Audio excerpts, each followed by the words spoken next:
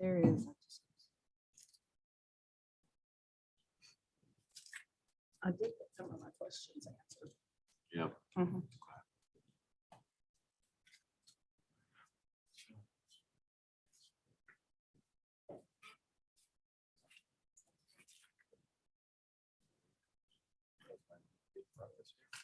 I don't know why it's not. Why are we under a weather alert? Who is? Okay, We are. I know, and I don't know what I'm doing. I don't know. I think for 9:30. I mean, I did what I'm supposed to do.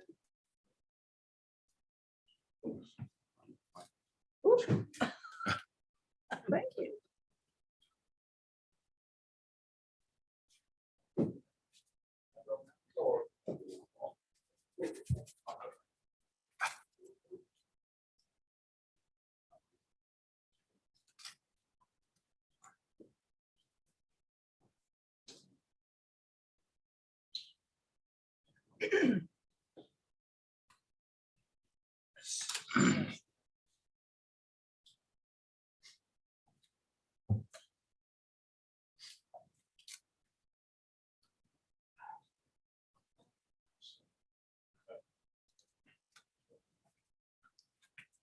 John's not connected.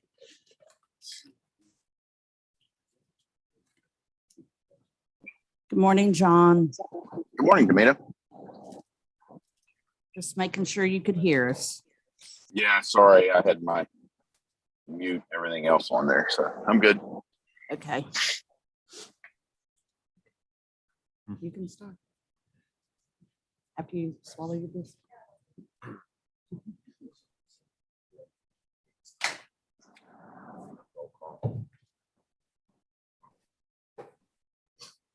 You do roll call? Have you been doing that? Then I will. Mhm.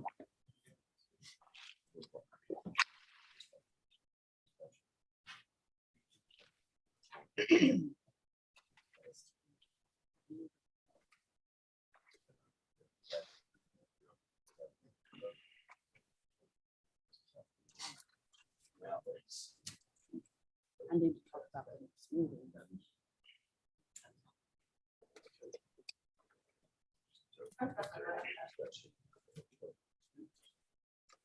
Not unless you all have. If you still have questions that weren't answered.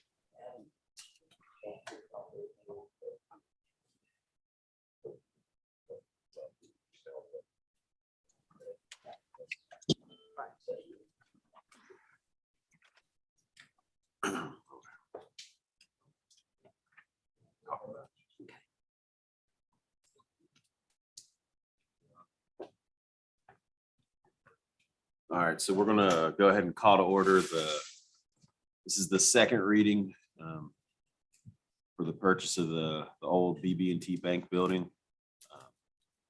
We need to do a roll call I can do one. David Stewart, here. Don Williams, Here. Mary Lynn Flint, Here. Bill Laird, Here. Mike Fox. Present. I forgot about you over there. Wow, so everyone showed up. It's good when everyone Everybody's shows, here. it's good when everyone shows up to a meeting. But so we're here to do the second reading. I'm assuming everyone got the information from Demita. I know we had some requests, questions at the previous meeting. I guess we can open that up. See if everything was suitably answered. Any more questions? Our bond attorney is on via Zoom, so if you have questions of him, he is there.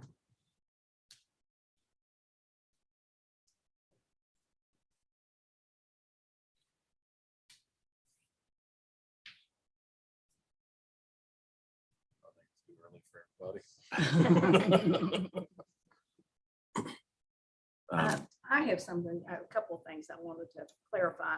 If you will bring your mic down closer, if you can, and then that way John can hear you Okay, also. thank you.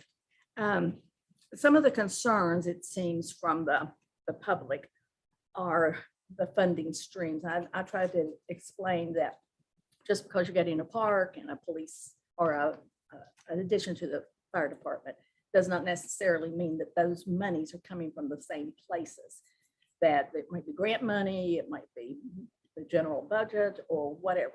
Can you explain, or anybody, or Demita, the funding streams for the anticipated $1 million park and the $1 million addition to the fire department? Those, right now, we're planning to use the American Rescue Plan Act money that we've received.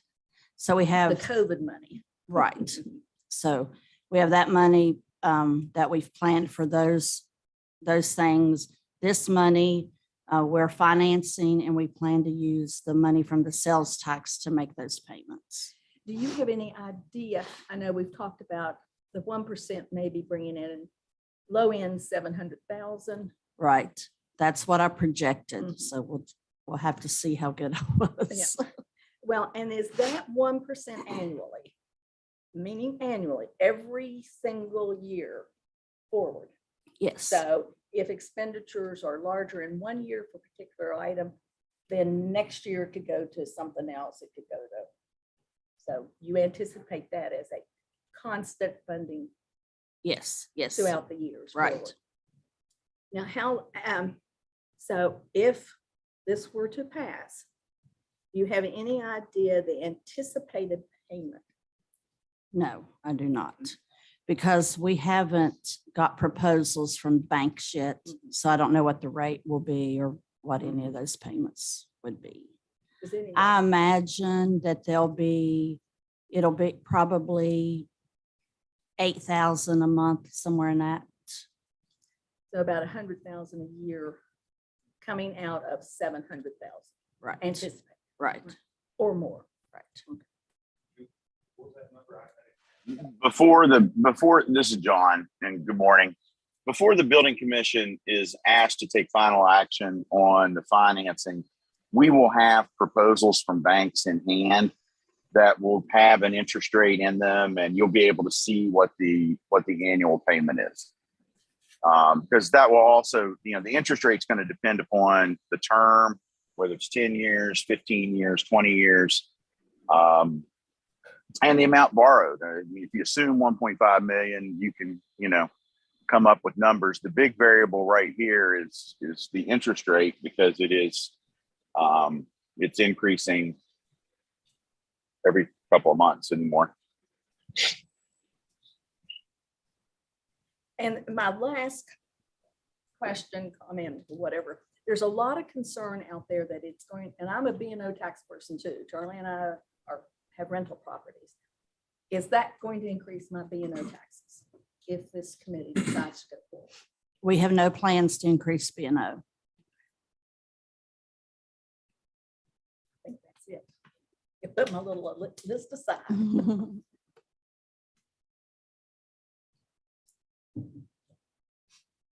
Mr. Chairman. I guess consistent with a portion of that, those questions, which I think were very helpful and very good. I just happened to notice the stock market went down over 1,000 points yesterday. I guess my limited reading, I usually don't pay much attention to changes in the prime interest rate and those types of things, which I guess is set by the Fed. But I guess my deficiencies are in the area of understanding just the whole broad principles of the bonding process itself. And maybe council could address this, the conditions in which one goes to the bond market. It seems to be tied to a lot of different variables that relate to the overall economy of the nation, to which I don't intend to fully understand as a result of this process. But I guess trying to mesh this local project with those broader principles, I would assume, council, there are conditions that are more favorable, less favorable, and that those potentially change from day to day. how do you try to anticipate and try to act in the best interest of taxpayers by getting the most favorable terms and conditions in a bonded project? And is that something that the city sort of delegates to council to actually negotiate and make that, pull the trigger on the purchase of bonds at a certain rate? Are those ranges of terms and conditions acceptable? Is there a kind of a range you look at, like if all of a sudden something dramatically changed, you might otherwise feel some need to go back and take a second look as to whether this is the right time to buy bonds? I just don't understand that portion of the project, which is probably pretty important given more recent fluctuations in the economy. Oh, that's an excellent question, Mr. Laird. And let me first start by saying that I suggest that everyone on the building commission, city council, and every citizen for that matter, view a bond issue, this bond issue by the building commission, as a commercial loan. Okay. The only reason we call it a bond and we go through this process of issuing the bond rather than simply going to a bank and signing a note is because state law requires it. Under the West Virginia Code 833, which is the Building Commission Act, it lays out the procedures that are necessary in order to borrow, in other words, issue the bond. Why do we call it a bond rather than a commercial loan? Simply because the act says so. So we're not selling this through an investment banker on Wall Street, quote unquote, where individuals and banks would buy, pieces of it. Okay. So it's not that type of a bond issue or that type of a sale. This amount is really too small to do that. The fees would eat up the $1.5 million, and it's just not efficient. So we're looking here, I believe, at commercial banks buying the bond. Most likely it'll be one bank that buys the bond. And in order to obtain the best interest rate, my suggestion is that the city put out a request for proposals to banks, commercial banks, those that are active in the city, and I can give you a list of others that you should talk to that are active in the market. Whether you want to talk to them or not, it's up to you. You could just choose a bank if you wanted to under state law. You're not required to put it out to bid at all.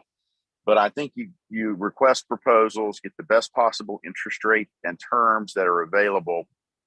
And that's really the only mechanism that exists to protect the city's interests, financial interests. Now, commercial lending between banks is not that different. And I can certainly, when that occurs, give you my recent experience with commercial banks. We deal with commercial banks on a regular basis in this manner. And unfortunately, if as far as predicting what would be the best interest, what's going to happen, what the outcome's going to be. If I could predict interest rates, I would be on a yacht in the Mediterranean right now, and we wouldn't be talking. I attempted to do it one time for a client and said, there's no way rates can go up next week. We should wait. They're going to get better. And I was 100% wrong. So I will never, ever attempt to do it again. I learned my lesson there.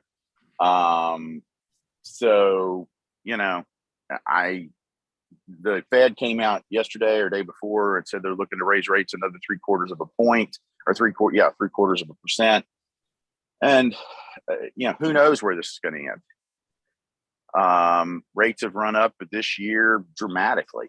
This time last year, you would have been looking at something probably under 3% for your borrowing, depending upon the term. Now, I think you will be looking at 5, potentially 5.5, which on an historic basis is still a very low interest rate. I mean, it's not the 8%, 10% that we saw, back in the early 2000s and 1990s, early 90s. So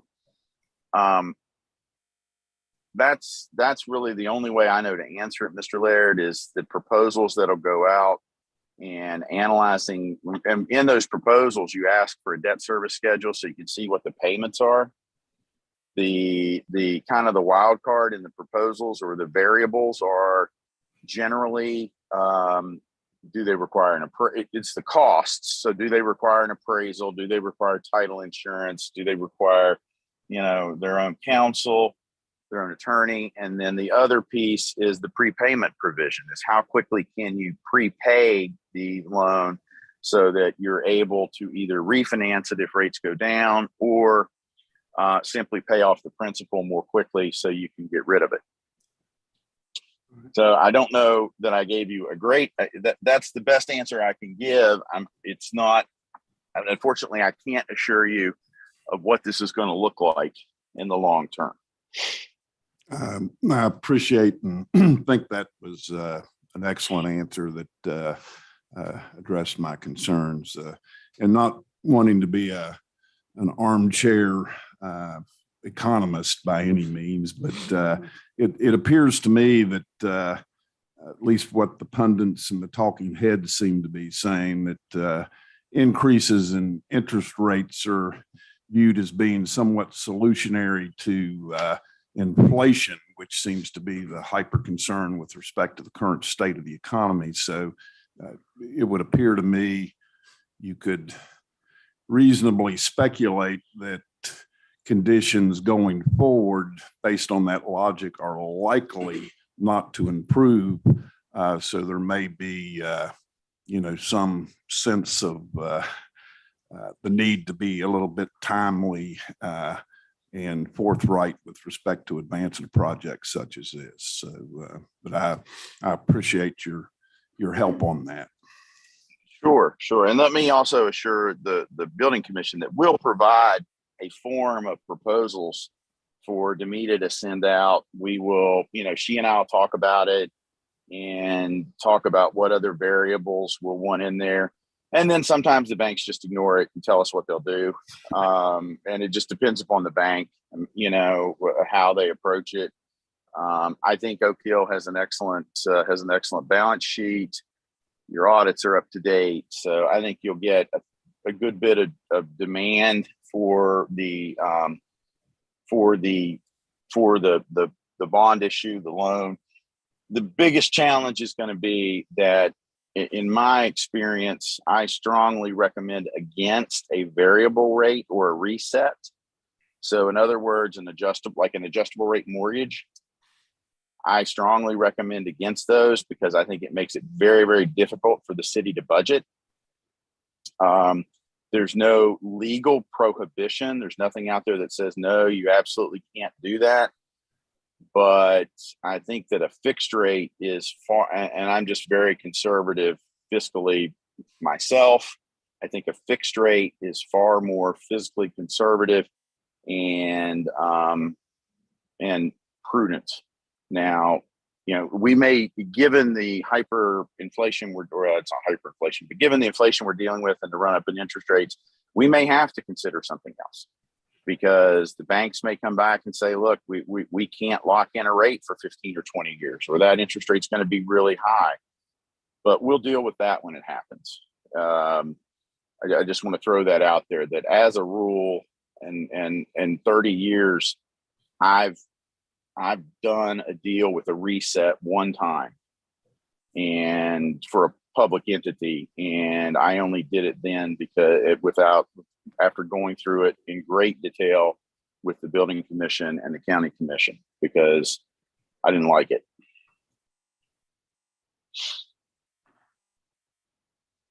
I see my role as helping you all to mitigate all the risks that you can. Good. Thank you, sir. Absolutely.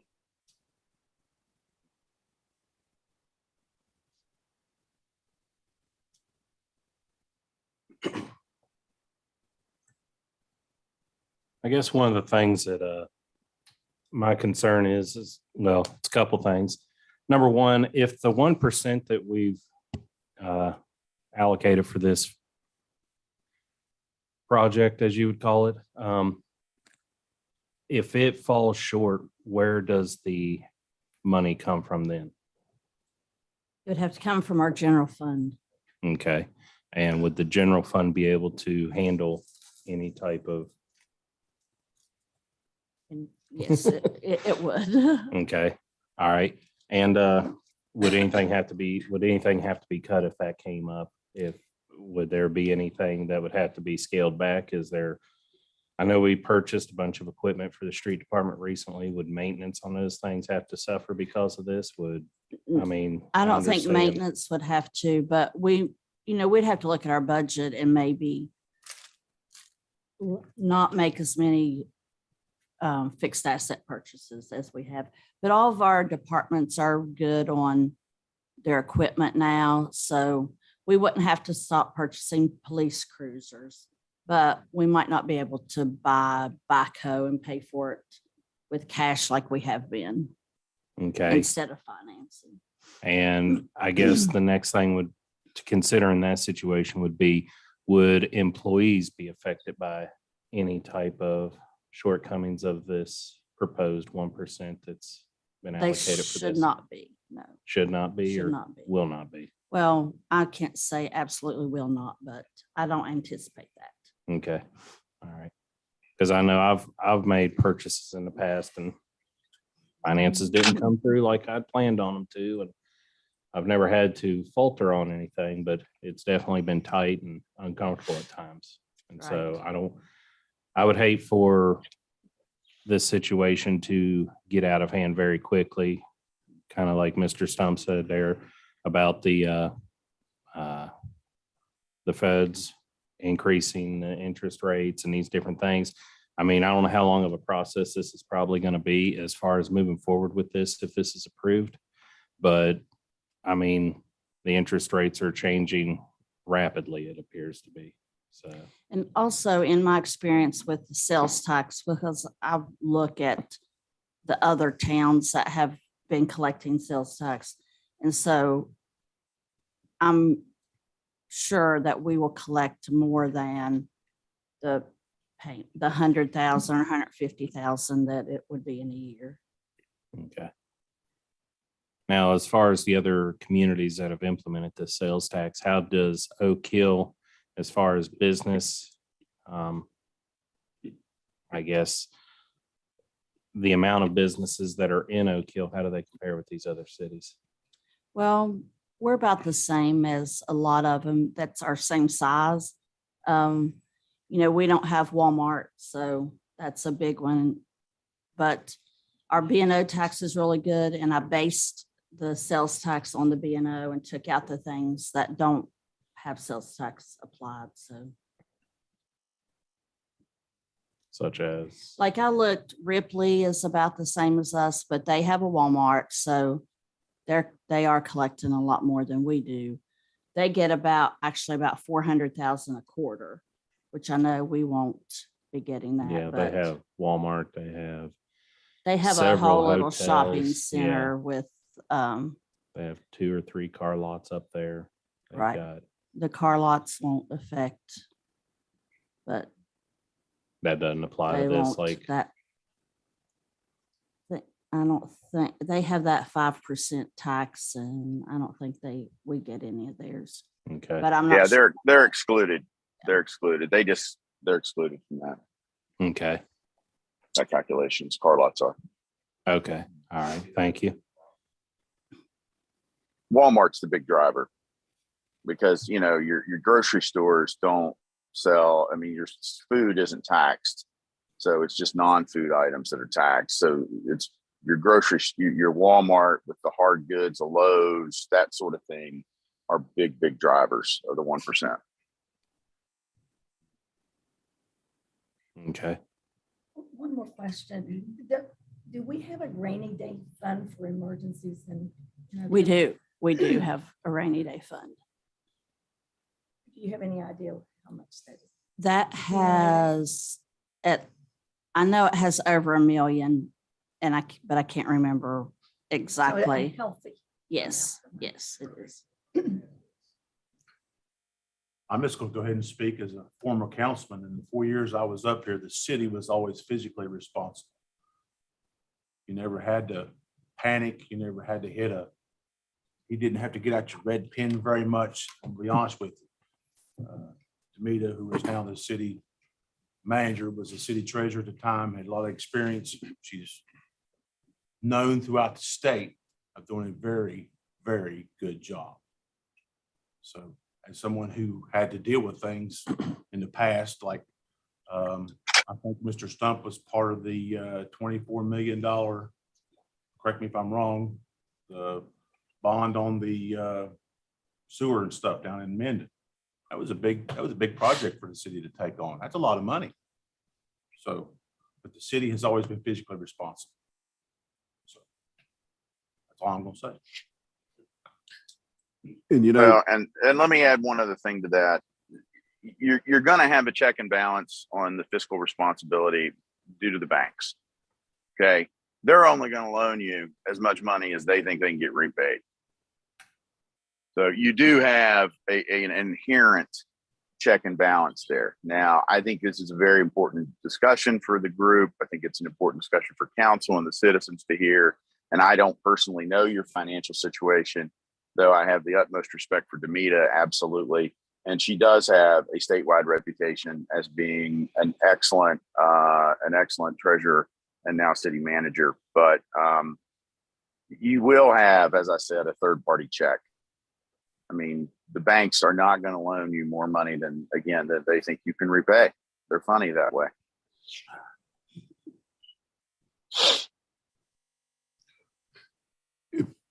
if I might, this might be a good time to ask for a pay raise to me.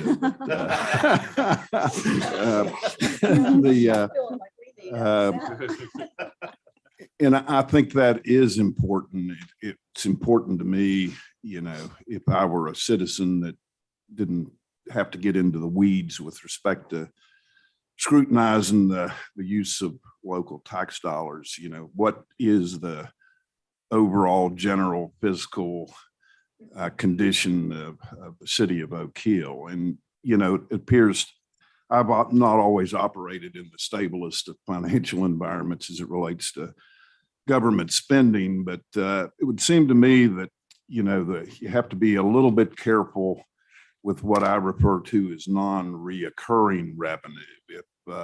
If the federal government shows up with a sack full of money, the one-time opportunities, and I think few of us go way back into the years of federal revenue sharing, and you know, there were a lot of spending that did not account for the fact that this money can disappear in the twinkle of an eye. So I assume the current state of the finances of the city sounds to me like includes some non-reoccurring revenue that came about as a result of federal dollars to local units of government. But, you know, as it relates to bonded indebtedness with a little more of a timeline, do you feel comfortable that the reoccurring revenue, sort of the cyclical stuff that comes in that you can project and budget for each year, you know, that's depending on the length of your obligation, that's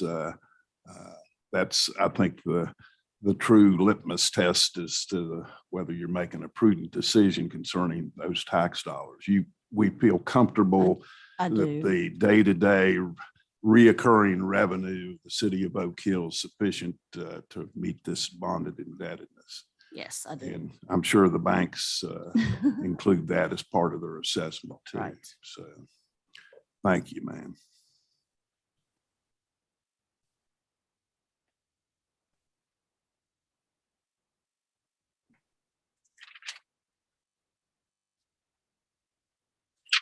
As far as what we discussed about the general contractor and all that, that's moving forward. We, when in discussion with Mr. Stump, he helped me realize that when we bid a project, it has to be specific so that we'll have to go through a process and get an engineer or an architectural engineer to design what we need, let us know what we need, so that when we bid it, we can be specific in telling them that we need this done, and how we want it to look. So that's what we have to do next. Let me add a little bit to that. Demita and I talked about this a good bit, and West Virginia Code 522 deals with the competitive bidding requirements under state code. And essentially what that says is any political subdivision that's going to enter into a construction project that's more than $25,000 must competitively bid the project. Well, there's nowhere in that section that says outright you have to have an architect or engineer as part of the project. However, the requirement to competitively bid the project essentially necessitates an architect or engineer, and in my opinion, and I can, in my experience, that is what has occurred in all other projects that I've been involved with.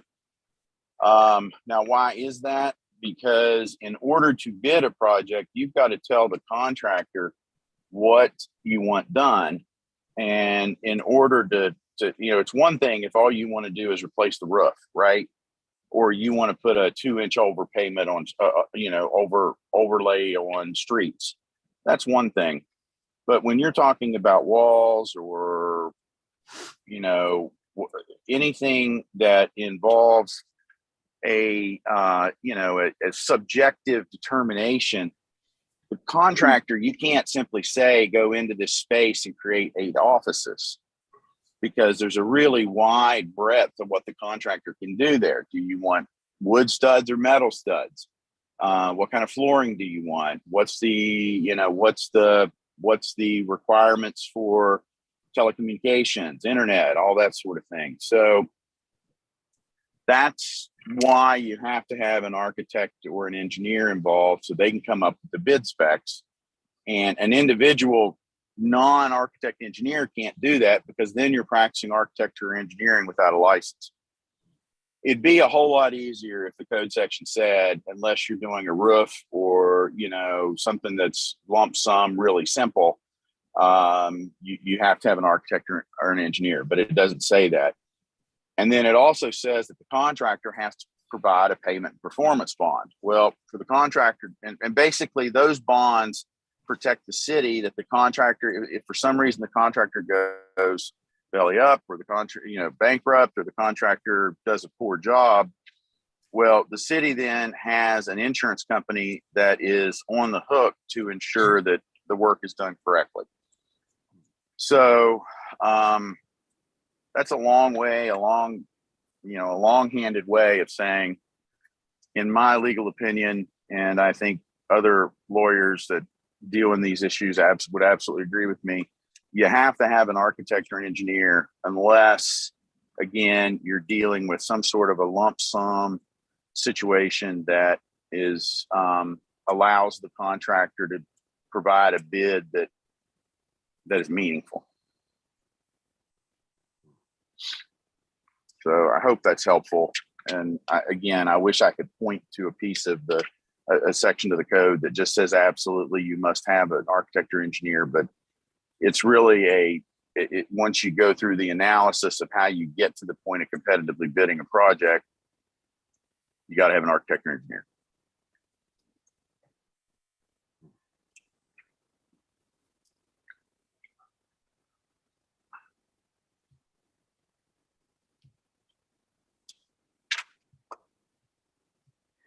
Mr. Stump, if I could ask one question of that.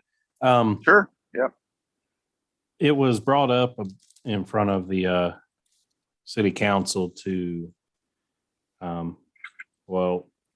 we had recommended that they try to acquire an engineer or somebody to give us, the building commission, a estimate as to what this would entail to redo this building. And from what I understand, before we even asked that, it was brought up that they get an engineer and it was voted down. Now, would that have not been in the best interest to go ahead and have that in place before this building commission moves forward with all this? I understand Well- it's not required, but it seems like it is required, kind of on page 2, I guess you could say, that, you know, since we do know that this project is going to cost more than $25,000, then it should have been something that was anticipated and in the best interest, regardless of what was brought up, that it was in concern of saving taxpayers money, but the purchase of the building and the moving forward with this seemed to be, as several people have said, inevitable. Now, that's hearsay. I didn't hear it specifically for myself, but that would be something that should have already been in place to give us, the building commission, the best possible footing to move forward with this.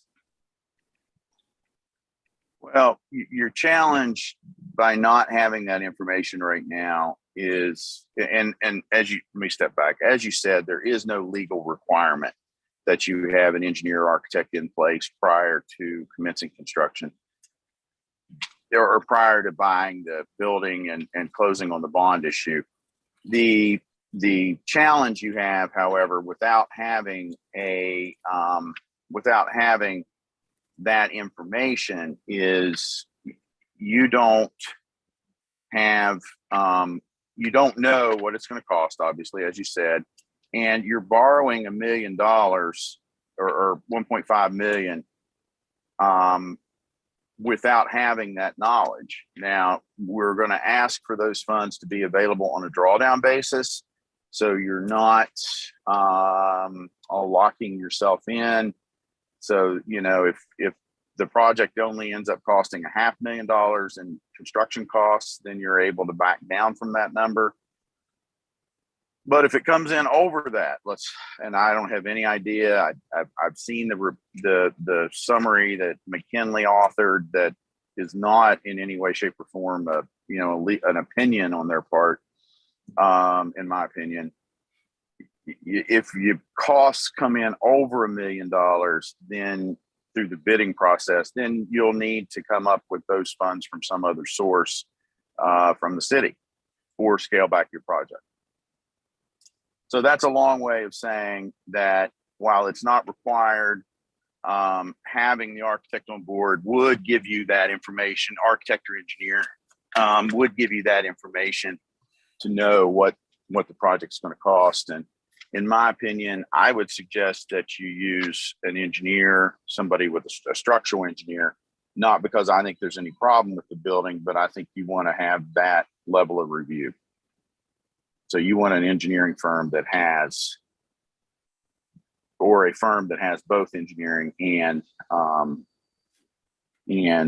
architectural services. From what I understand, it doesn't sound like most of what you're going to need to do is really architectural. It's really more along the range of engineering.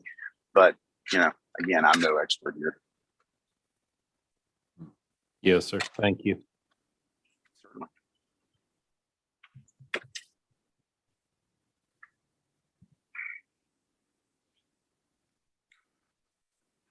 I have just a question. It may be just clarification rather than a probative question, but you referenced West Virginia Code 522. I think that's referred to as the Fairness in Competitive Bidding Act, which gets into, I guess, a lot of the requirements on governmental entities with respect to competitive bids and ensuring the fundamental fairness of that process.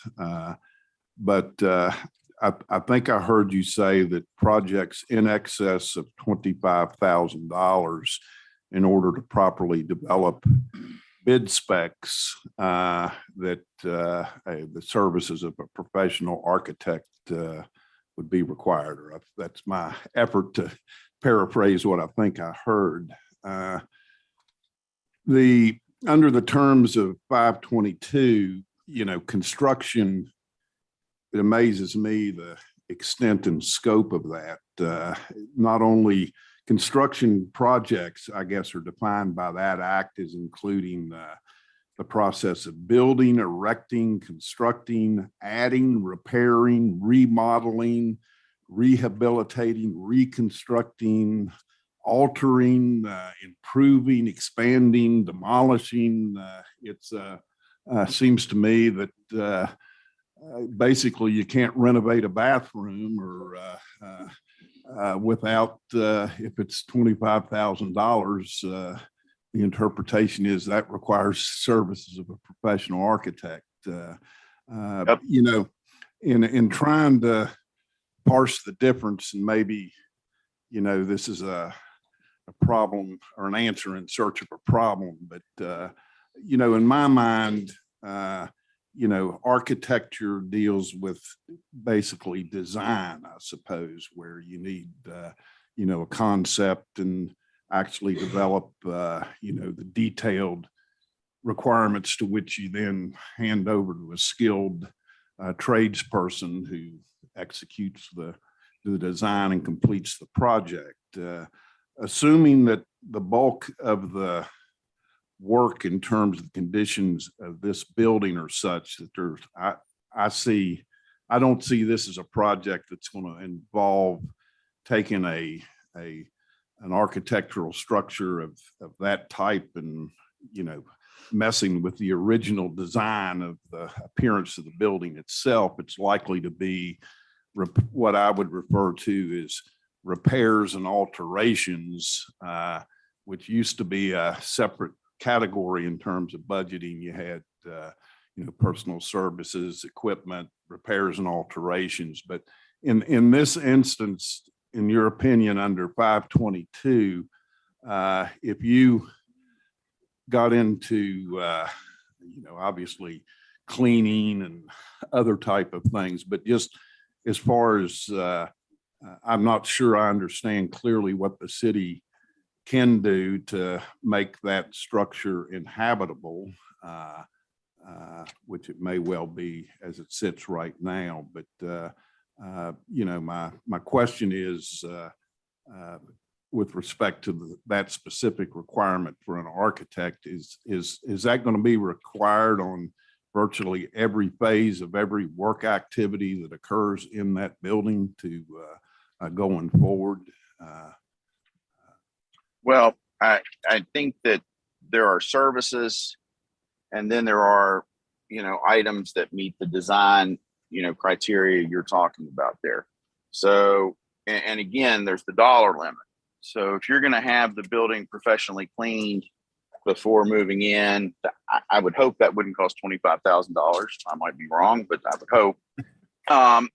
But your point about, yeah, if you're going to renovate a bathroom and it's going to cost more than $25,000 under that statute, you're required to competitively bid it.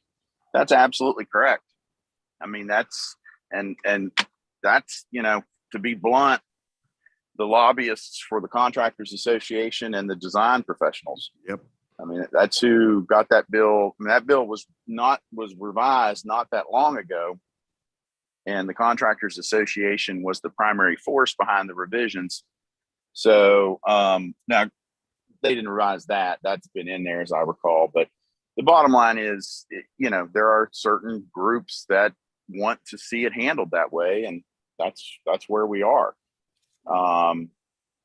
And it does drive up cost. There's no question about it. It drives up cost, but it also protects the city because when you bid it and you competitively bid it, you're getting the lowest responsible bidder and you're getting payment performance bonds. And the fact that the low responsible bidder has to put up a bid bond even to submit a bid, and then they have to put up payment performance bonds. Well, the insurance company not going to give those to just anybody off the street, right? They're going to make sure that they've got somebody. So it is a check and balance. I think 25,000 is really low, and that's been the number as far as I can recall for the last 30 years.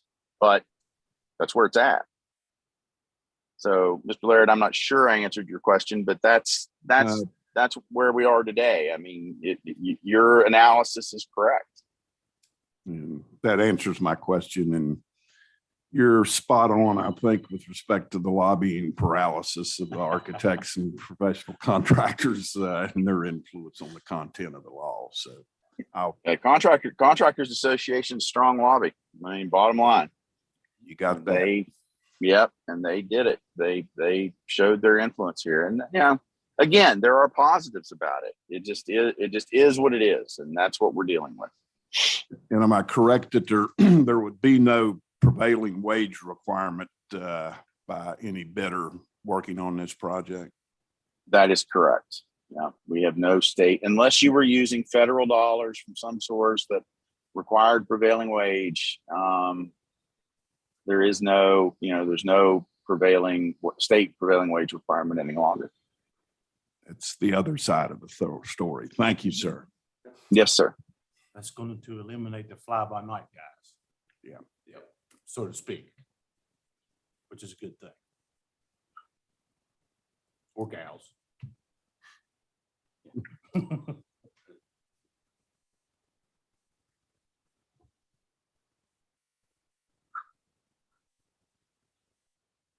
You want to move forward with,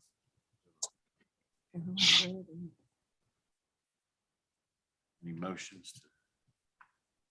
Mr. Chairman, in light of the discussion here this morning, which I certainly appreciate and would like to express our appreciation to council, I feel like I learn as we go, and his contributions to this meeting have been, I think, helpful to the building commission. But in light of the discussion and the need to continue to advance this process, I think we're now on the threshold of probably the most important component of this process, which is the public hearings process. And but in light of that, I would move that we approve the second reading of this ordinance and advance it to third reading in the required public hearing component of this process. That is my motion, sir. We have a second. I'll second that. Go ahead, Mary. You got it. I'll second that motion.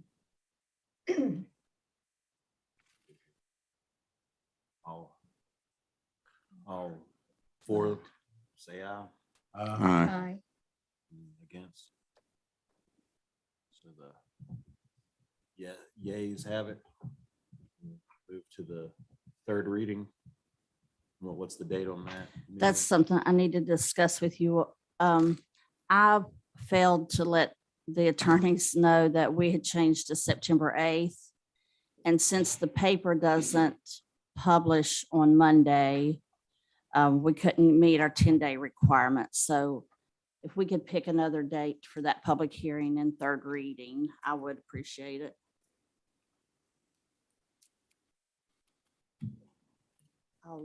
Let me look at the calendar.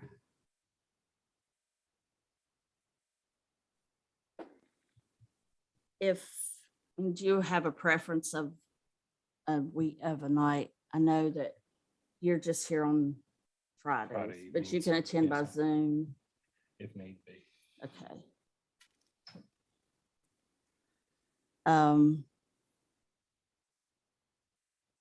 So is there anything with anytime after the 8th, we can make the requirement for advertising.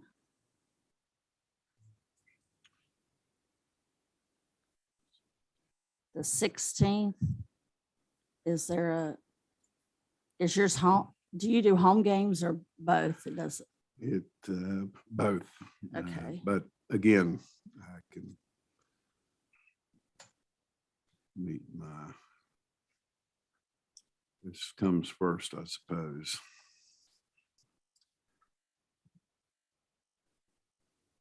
Did Saturday work for everyone? Is that better, for the public also?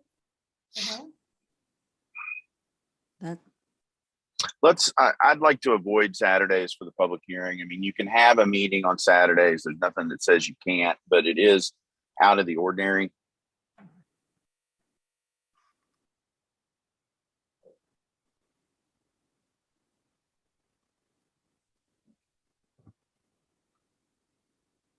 gonna be out of town that week. Which one? 15th, 16th.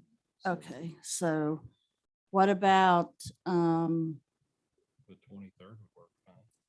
the 23rd is, how's that for you, Mr. Laird? That's a It's not Friday. good. Fridays are out, yes. Home against Ripley, so What about the 30th? What time does it start, the game start? 7:30 Oh, or 7. so if we have it 6, I mean, if, I don't know, That's fine. can you work that if it's at 6? That's fine. These meetings have tended to be so quick. Well, I mean, I don't know how this public hearing will be, but at the one Thursday night it went pretty quickly.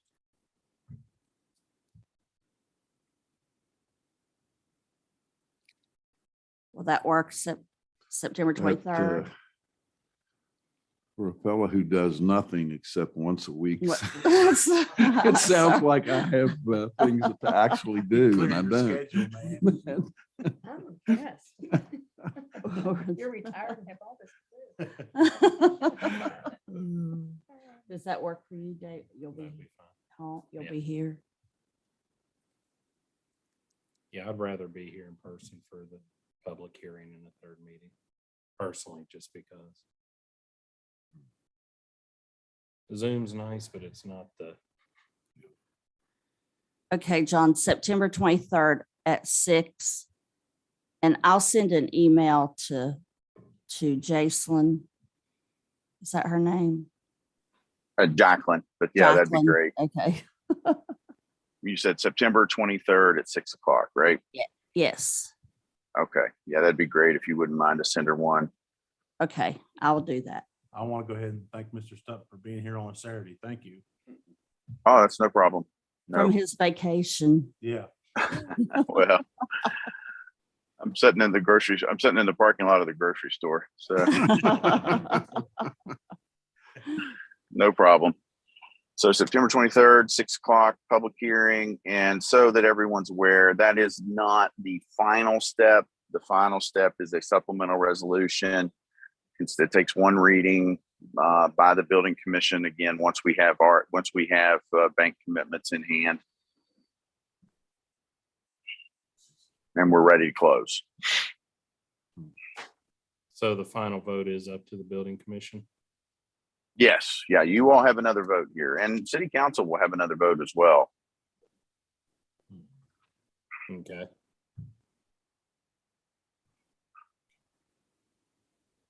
You can adjourn. We can adjourn. Thanks, everybody, for coming.